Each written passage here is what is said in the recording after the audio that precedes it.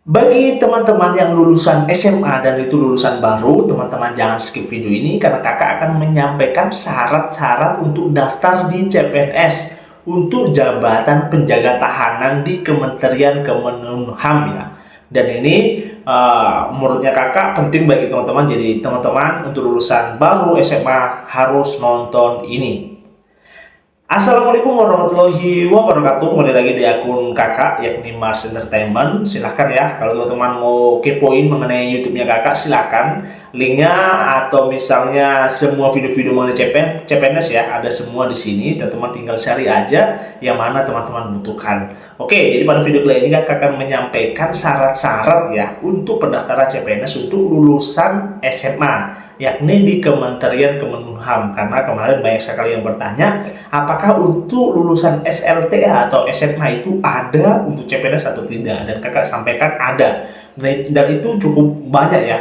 Jadi teman-teman persiapkanlah berkas-berkasnya, nanti kakak sampaikan persyaratannya apa-apa saja, teman-teman pelajari, persiapkan dengan baik berkas-berkasnya juga. Karena apa? Karena untuk pembukaan itu di bulan Maret ya, di minggu ketiga. Jadi teman-teman persiapkan semua berkasnya, setiap persiapkan misalnya tinggi badan dan sebagainya, teman-teman persiapkan karena banyak persyaratan untuk lulusan SMA, apalagi di penjaga tahanan. Oke, simak baik-baik dari awal sampai selesai ya, karena supaya teman-teman tidak salah mengartikan video ini. Kakak sampaikan ini sesuai dengan surat kementerian ya, yang paling terbaru. Oke, kita langsung masuk di videonya. Oke, kakak kemarin sudah sampaikan ya mengenai informasi yang terdapat di Kementerian Kemenkumham. Jadi nanti kakak akan sampaikan di semua instansi ya, baik itu Kemenak atau di Kementerian Pertanian atau di Kementerian misalnya Kehutanan dan sebagainya, kan sampaikan semua nanti formasi dan syarat-syaratnya sambil menunggu pembukaan CPNS pada bulan Maret ya.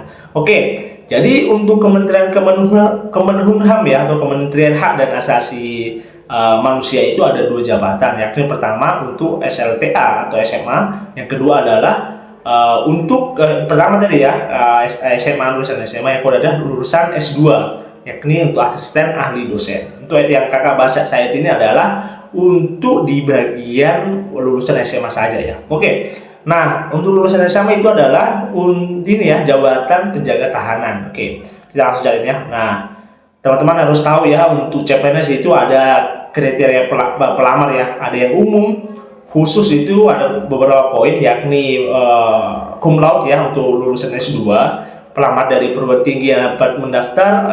Oke, cum laude ya tadi. Kedua itu predikat unggul ya untuk kuliah-kuliah atau universitas yang unggul. Untuk ketiga adalah disabilitas. Ada juga putra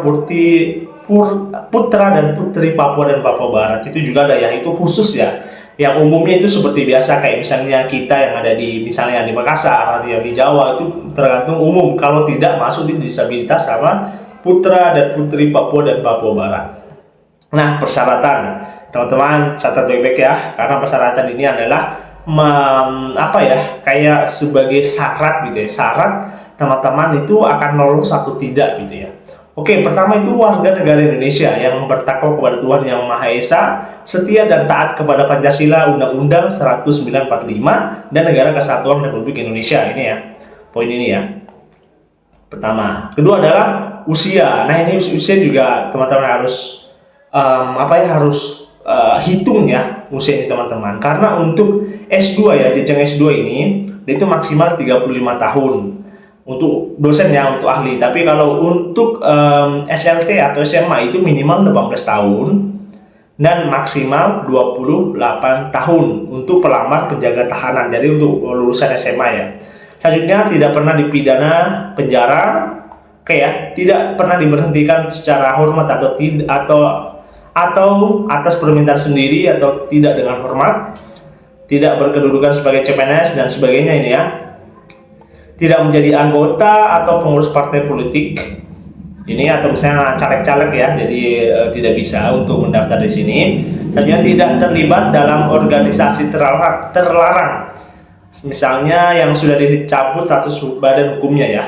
Selanjutnya memiliki kualifikasi pendidikan. Jadi teman-teman untuk yang lulusan S2 ya, boleh sesuai dengan jurusannya. Kan kemarin kakak sudah sampaikan informasi-informasinya kayak ada di hukum, administrasi publik dan sebagainya, itu yang bisa mendaftar. Kalau selainnya itu tidak bisa ya. Sehat jasmani dan rohani, tidak memiliki ketergantungan terhadap narkoba. Selanjutnya bersedia ditempatkan pada unit kerja Kementerian Hukum dan Hak Asasi di Indonesia, seluruh Indonesia ya. Nah, untuk poin 11 ini teman-teman persiapkan ya, karena di sini ada beberapa lokasi yang sudah sudah diinformasikan kepada kita semua bahwa untuk pusat itu ada satu ya di sini ya, Badan Pengembangan Sumber Daya Manusia, Hukum dan Hak Asasi Manusia di pusat. Nah, yang lainnya ini adalah kantor wilayah Kementerian Hukum dan Hak Asasi Manusia ada di Aceh, Sumatera Utara, Sumatera Barat, Riau, Jambi, Sumatera Selatan. Ada juga Bengkulu, Lampung, Riau, Yogyakarta, Jatim, Kalimantan Barat, Kalimantan Timur, Nusa Tenggara Barat, Gorontalo, Sulawesi, Sulawesi Tengah, Sulawesi Selatan, Sulawesi Tenggara, ada yang Maluku, Maluku Utara dan sebagainya. Intinya banyak ya. Jadi teman nanti baca aja di sini ya. Oke. Itu yang masuk di daerah ya. Tadi ada pusat sama daerah. Pusatnya satu, daerahnya yang cukup banyak tadi. Dan itu provinsi ya, provinsi bukan Pemda, oke? Nah, selanjutnya adalah tidak bertato atau bekas atau tindih ya, tidak boleh. Selanjutnya pelamar pelamar jabatan penjaga tahanan dengan kualifikasi pendidikan SLTA sederajat harus sesuai dengan domisili. Ingat ya, teman-teman perhatikan ini karena ini untuk lulusan SMA yang kakak sampaikan tadi. Nah, ini itu yang tercantum KTP ya, EKTP-nya itu sama dengan teman-teman yang daftari. Apabila pelamar yang provinsinya tidak sesuai dengan EKTP dan ingin mendaftar pada wilayah provinsi lain, wajib membuat surat keterangan dari kelurahan atau kantor desa setempat yang menerangkan bahwa yang bersangkutan telah berdomisili pada wilayah tersebut. Nah, misalnya teman-teman, misalnya kakak orang Makassar, baru kakak mau mendaftar di provinsi Maluku misalnya. Nah, kalau misalnya begitu, nah teman-teman bisa meminta surat domisili dari kelurahan bahwa teman-teman itu pernah domisili di Maluku ya. Jadi kalau bisa sesuai dengan domisilinya. Tapi kalau misalnya teman-teman lagi kerja di Maluku misalnya, dan itu tidak memungkinkan teman-teman untuk balik, teman-teman boleh meminta surat domisili dari kantor kelurahan untuk pendaftaran ini ya. Jadi ada dua tadi, domisili sama tidak. Yang domisili harus sesuai dengan EKTP, yang tidak domisili harus meminta surat keterangan dari lurah ya. Oke, selanjutnya di sini adalah untuk pelamar pada jabatan penjaga tahanan jenis kebutuhan khusus putra dan putri Papua wajib berdomisili di Provinsi Papua dan Papua Barat. Ini ya. Untuk yang ada kan khusus tadi ada disabilitas sama putri Papua dan Papua Barat harus jadi berdomisili ya. Selanjutnya untuk tinggi badan untuk pelamar untuk penjaga tahanan adalah untuk pria 165 minimal ya, dan wanita minimal 160 cm. Jadi teman yang mempunyai tinggi di atasnya itu persiapan untuk mendaftar, tapi yang di bawahnya masih ada waktu 1 bulan teman untuk mempersiapkannya. Oke. Nah, ini untuk S2 ya, kita dosa bahas. Nah, ini untuk jabatan penjaga tahanan SLTA sederajat yang berasal dari sekolah dalam negeri ini ya, yang terdaftar di kementerian yang menyelenggarakan urusan pemerintah di bidang pendidikan, kebudayaan dan sebagainya ini ya. Dan masuk juga di pemerintah di bidang agama ya. Jadi bisa ya lulusan MA ya, lulusan MA atau madrasah aliyah ya bisa.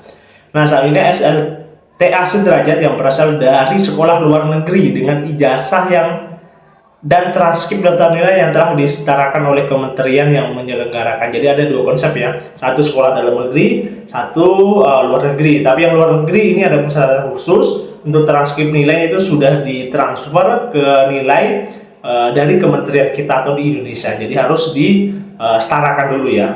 Oke. Selanjutnya ini tidak perlu ya untuk S2. Ini tidak perlu juga untuk S2. Selanjutnya ini jenis kebutuhan putra dan putri Papua dan Papua Barat. Ini untuk penjaga tahanan ya. SLTA berasal dari sekolah dalam negeri terdaftar ya. Seperti tadi, poin tadi pertama. Kedua, sama juga tadi. Sama juga. Tidak ada beda-bedanya sama tadi ya. Untuk jenis kebutuhan putra dan putri Papua dan Papua Barat. Oke, untuk cara pendaftaran ini nanti ya kakak jelaskan dari pembuatan akun ya. Pembuatan akun dari pendaftaran isi biodata seperti kakak sampaikan. Dan sebenarnya kakak sudah buat videonya ya, tapi itu per ini ya, dalam artian per tahap itu kakak buat. Tapi nanti kalau sudah terbuka nanti kakak akan sampaikan ya. Oke, ini unggah dokumen yang penting. Ini sesuai juga yang kakak sampaikan di video-video sebelumnya. Teman-teman baca aja di sini ya, karena waktu juga terlalu lama ya. Teman-teman baca aja di sini. Oke, ada scan, ada scan surat lamaran, surat pernyataan dan sebagainya. Ini oke, ini tes 2 tidak masalah. Ini STLTA, dokumen yang kelulusan penting. Teman-teman catat aja ya ini ya. Dan ini tes 2 lagi, dan tahapan seleksi. Tahapan seleksi ya kakak sudah sampaikan juga ya, sudah kakak sampaikan di video-video kakak sebelumnya. Tapi teman-teman kalau mau melihat nanti kakak akan upload linknya ya, jadi teman-teman nanti silahkan baca dengan lengkapnya. Kakak sampaikan data ini kakak gunakan adalah di tahun 2023 yang paling terbaru ya. Itu tahun 2024 masih belum terbuka, tapi ini pasti akan berbentuk begini ya. Untuk jabatan pasti ada yang SLTA, nama S2-nya pasti akan ada tambahannya, karena kan gajinya Pak Jokowi adalah 3 kali lipatnya dari tahun-tahun sebelumnya, jadi pasti akan bertambah. Oke, mungkin sekian video dari kakak. Nanti kalau teman-teman ada pertanyaan yang kurang jelas ya, silahkan bertanya, nanti kakak akan jelaskan di kolom komentar maupun di video-video selanjutnya. Oke, di next video kakak akan ya komentar teman-teman ya, yang mau instansi apa, entah pertanian kah, ke agama dan sebagainya, teman-teman komentar aja di kolom komentar, nanti kakak akan buat videonya. Oke, sekian video dari kakak, kurang dan lebihnya mohon maafkan. Sekian, jangan lupa like, share, dan subscribe, karena 3 poin itu adalah penting bagi perkembangan akun channel pribadi kakak guys ya. Sekian, assalamualaikum warahmatullahi wabarakatuh.